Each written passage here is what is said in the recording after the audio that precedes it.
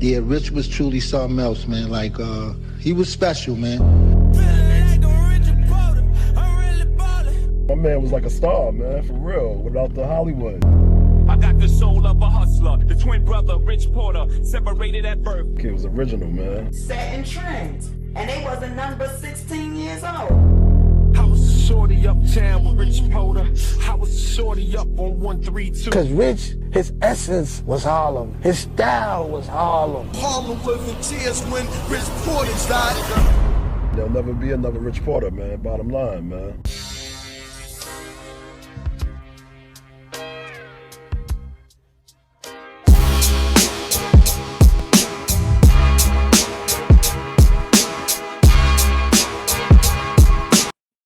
Rich Porter, his son. His son, his brother. It was his brother when they had the ransom, $500,000, man. We're breaking it down, man. Let's go. Rich Porter, man, let's go. Donell was on his way to school. According to the young man that was walking with him that day, somebody called him to a car. Donell looked at his friend, he said, "I'll see you later." And Donell was never seen after that day. Apple, Rich Porter's uncle, was the one who brought that to my father about kidnapping the little boy. I don't understand why he did that, because that's his blood.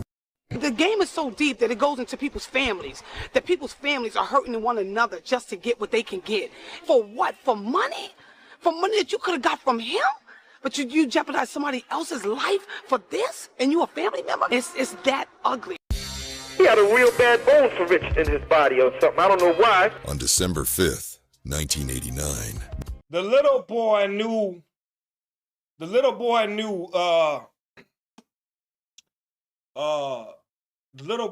the person was. Because he wouldn't have gotten in the car so comfortably like that. The little boy knew who the person was in the car that called him over after school that day. You know what I'm saying? Yeah. Ms. Porter began to make phone calls to her daughter, Pat Porter, on the whereabouts of her youngest son, Donell, because he didn't return home from school at his usual time. That evening, she received a phone call. And on the other end was a voice stating, "We have kidnapped Donell." Ms. Porter called her oldest son, Richard, and her daughter, Pat Porter, and they arrived immediately at their mother's home at 132nd Street, the west side of Harlem. The next call, a ransom of $500,000 and a message of "Do not call the police" was demanded.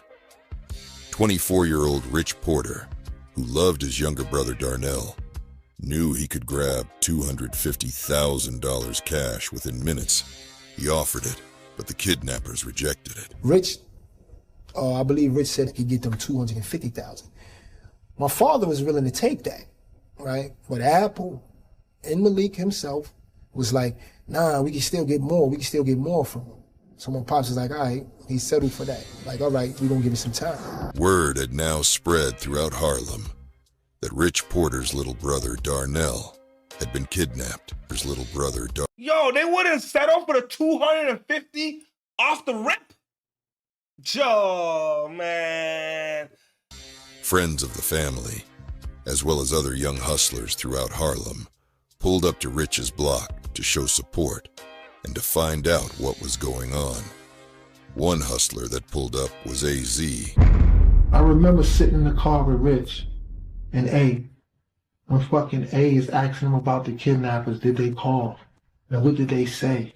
And when he said, yo, he didn't have the money, people, you know, they tell stories, but they had the stories almost right, but it ain't exactly right. You gotta be there in order to talk about certain shit. Like, it wasn't that Rich didn't have the money. It wasn't that Rich couldn't get the money. He just didn't have it at that time. The man said he had the money laying around. He had it laying around. He didn't have to go to nobody for no money. Not AZ. He had more money than all of them put together. The bank was in the car with Rich. This nigga A was willing to just give up whatever for somebody else's brother, man.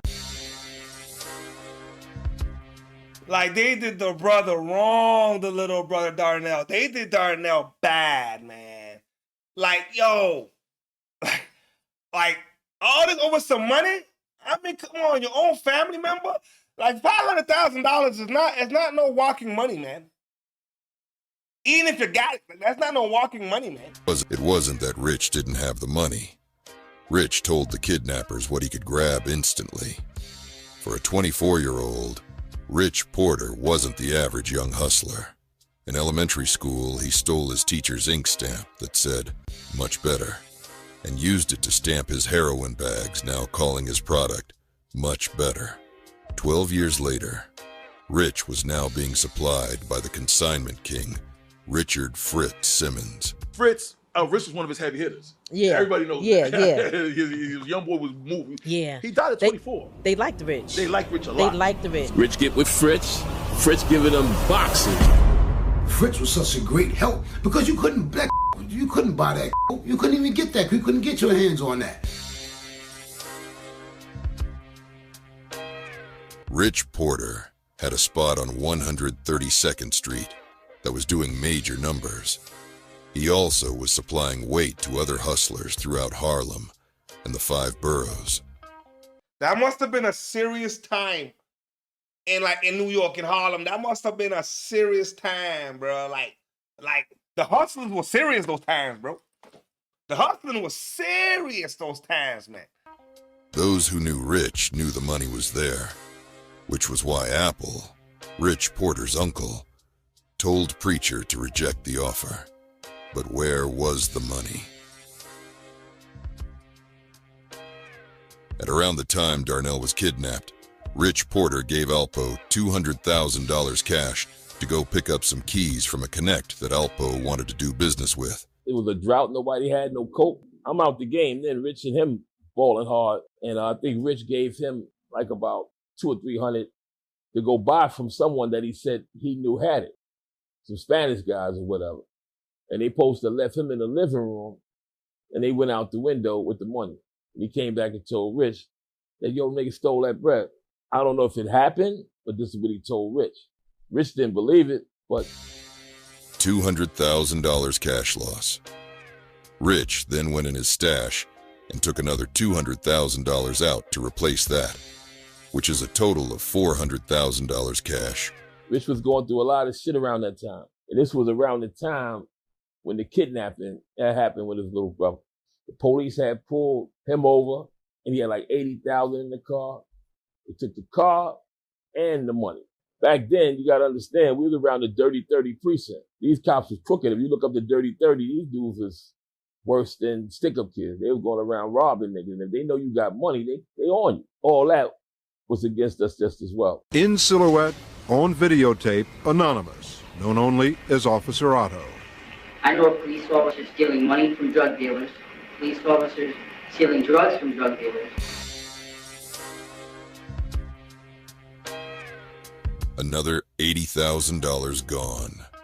Rich Porter was trying to get his brother back, and in less than 2 weeks, $480,000 cash was gone, plus a brand new car worth at least $50,000. With over $480,000 gone, Rich knew $250,000 in all cash was nearby. Whether it was already there or in the car, $250,000 was with him at that second. Rich was handling millions of dollars, and his stash consisted of work. One thing about Rich, he kept work. So to him, as long as he had work, he had money. Bro, at 24 years old, you hear the kind of money the man's rinsing through? Yo, you already lost $480,000, and you still got $250 ready to go. I said, yo, man, he was getting it. Right. You know what I mean? As long as he had bricks, he had money. But he had a nice stash, though. He had a nice stash. But he kept the work, though, so he felt that kind of, like, evened it out. Like, right, as long as he had work, he had money. He had money, and he had nice jewelry, he had nice cars and all that. Rich was doing consignment. He would do consignment with people, and they would owe him money. So when it was time for him to make a move, he would have to chase people for his money. So it always held him up a certain kind of how. So if somebody owes you, let's use a round number, 200,000, and you in turn go give them another 10 keys at 200,000, you're never really just seeing your money to actually do something with it. So he was saying there's times when his connect might have not been on, and he's chasing them for his money. The next call changed everything. The kidnappers told the family to go to the bathroom at the McDonald's on 125th Street and Broadway. Something will be there for you. One of Rich's friends went to the McDonald's and came back with a can, and inside was a cassette tape. 2 gold rings that belonged to Donell with his finger cut off. Because this happened so fast, I mean, from one day to the next day.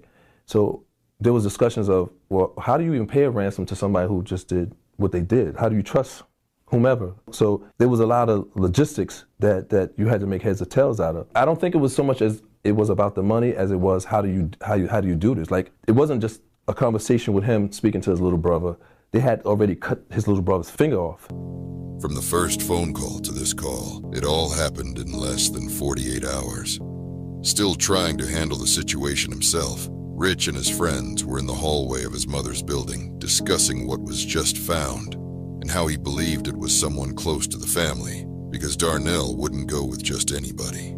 Pat, hearing the commotion in the hallway, went outside to try to hear what was being said. When she overheard and saw what was in the can, she grabbed the contents and ran to the police station. His sister was even younger than him, which is Pat.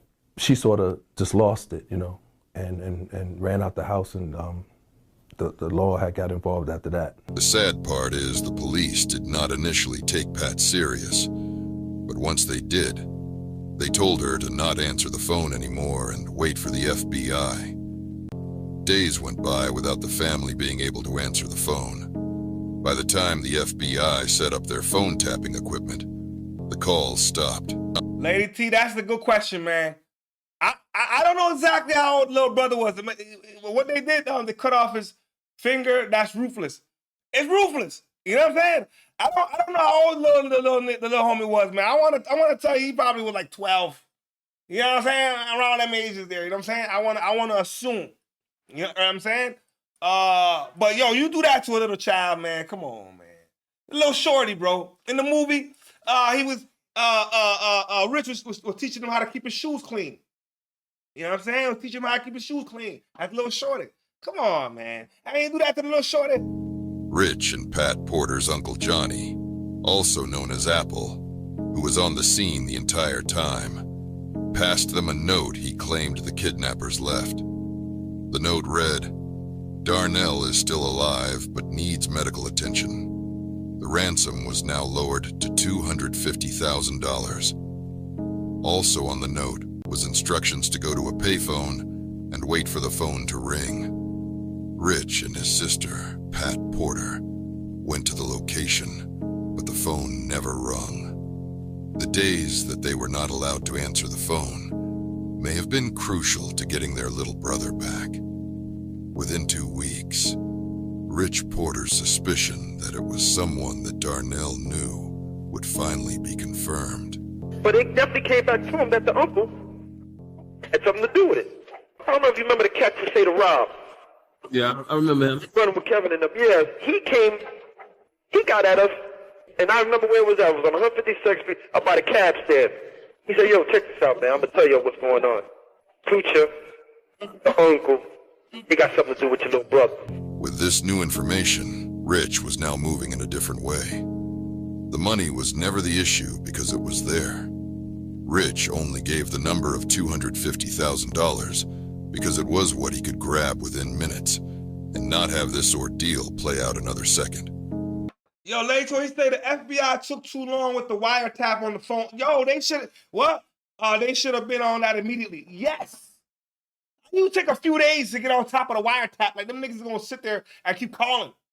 At some point, once the dead air, man, you lose a line of communication.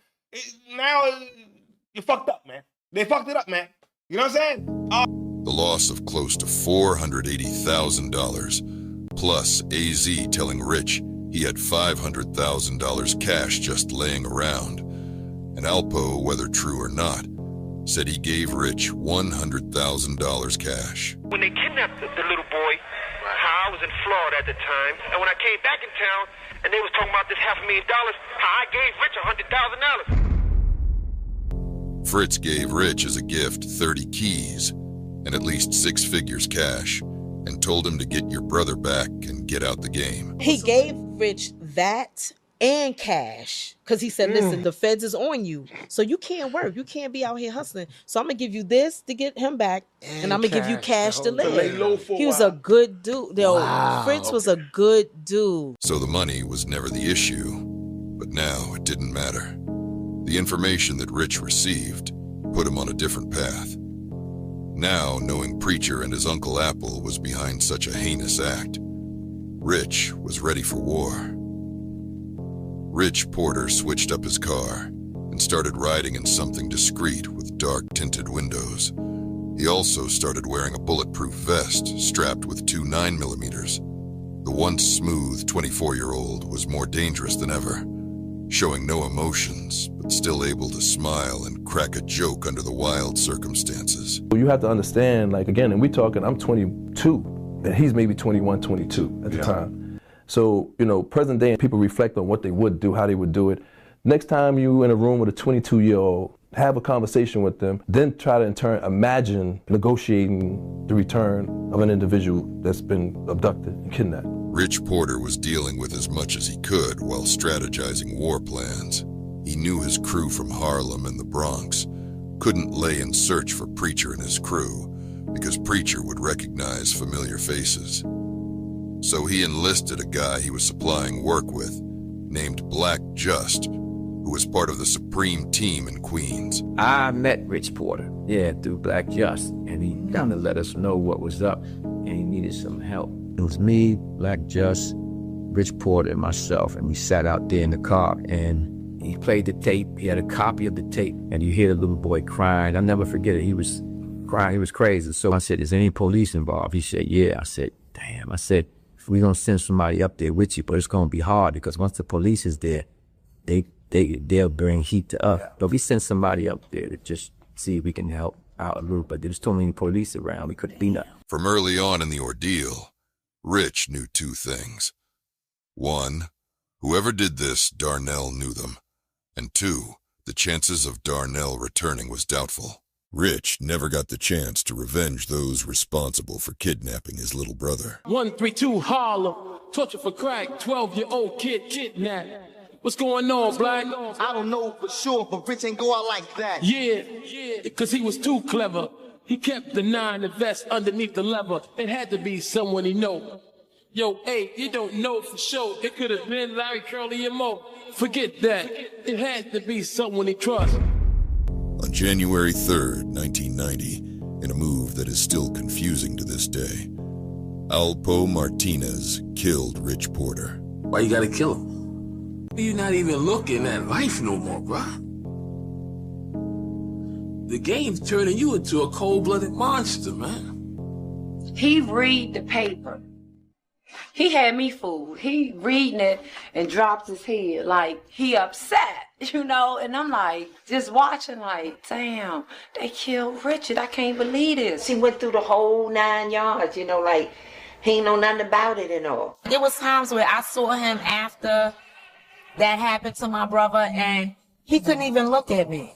Now I know it probably was just his guilt, but at that time, my mother said from day 1 through the door, Alpo killed my son. How could you kill something you love, man? That's real confusing to me, man. How could you kill something that love you? Put on some real shit, man. You shouldn't have did that to Rich, man. Alpo killed Rich. Alpo is a fucked up nigga, man. First of all, y'all niggas set up the little boy to get kidnapped and then took him out. Then turned around and took out Mitch too. The game is ruthless.